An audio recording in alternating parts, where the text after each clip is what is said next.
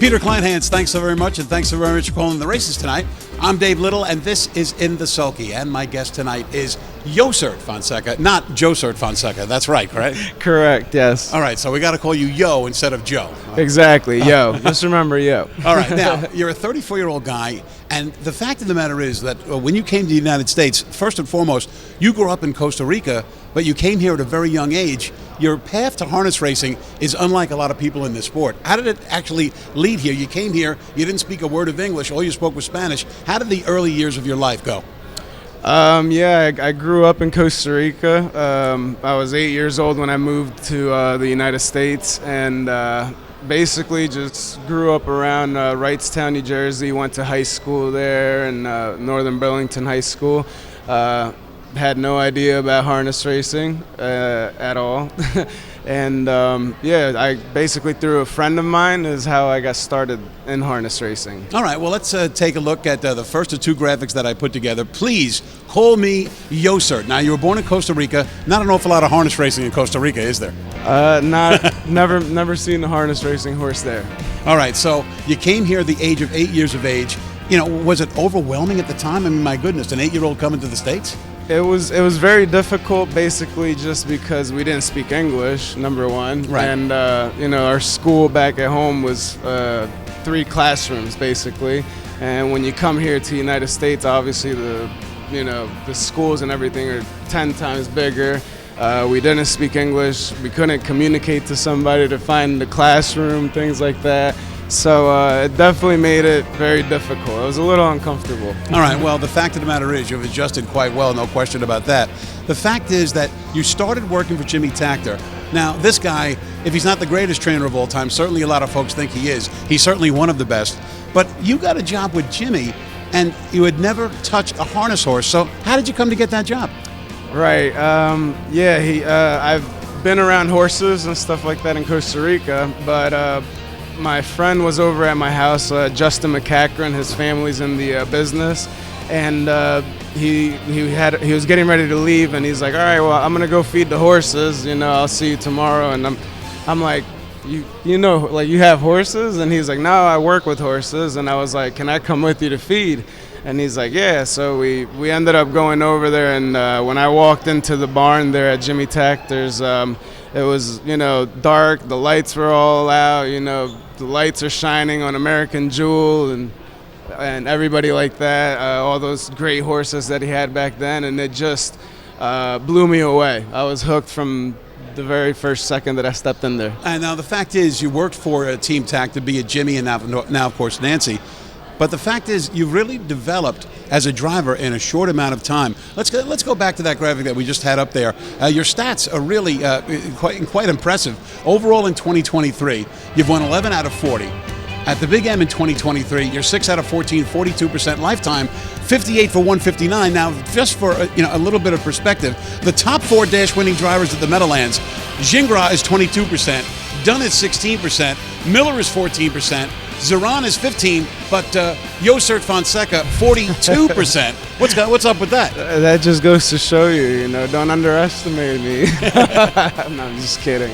No, I get a lot of great opportunities from Nancy, both Jimmy, and it makes your job 10 times easier when you have a horse, like nice horses to drive in the races. Now, leading up to being a driver, the first horse that you ever qualified, well, all he did was earn $2.8 million and win a Hambletonian. I speak, of course, of Pinkman. How did you come to be his caretaker?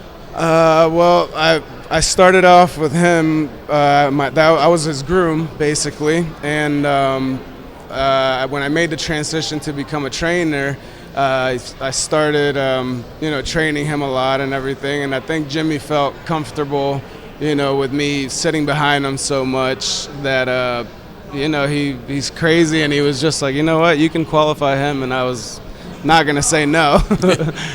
So, all right, so you had Pinkman, but another horse that you've been close to is one that you've driven. Let's take a look at April the 14th, just about a month ago, and a real nice filly with you in the sulky. This, of course, is Always Be Naughty, and this girl is showing the girls the heels of showing her heels to the field. Yeah, no, she surprised me. She surprised Nancy, and I think everybody in our barn. Last year, she was just a little fragile, I would say. Had needed time to grow up and everything, and she's come this year so far, has done nothing wrong, and I think exerted herself racing wise. So. I mean, you're relatively new to the game, having only been in harness racing for about 12 years. Do you ever take a step back and say, my goodness, my boss, Nancy, she has an awful lot of nice horses? Oh, my God, yeah. I mean, every day. And I think I take it for granted because, I started there. I know nothing but good horses, and I think they're just supposed to be great horses, and we obviously work very hard. Nancy works very hard to try to get them horses to become the best that they could be.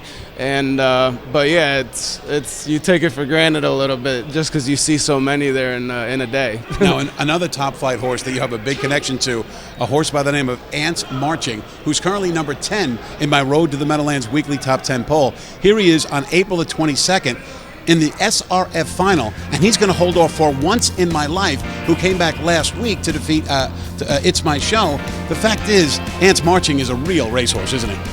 Yeah, I think last year we knew he had a lot of speed. He was just a little too fast for his own good. Right. He just needed a little bit of time to grow up.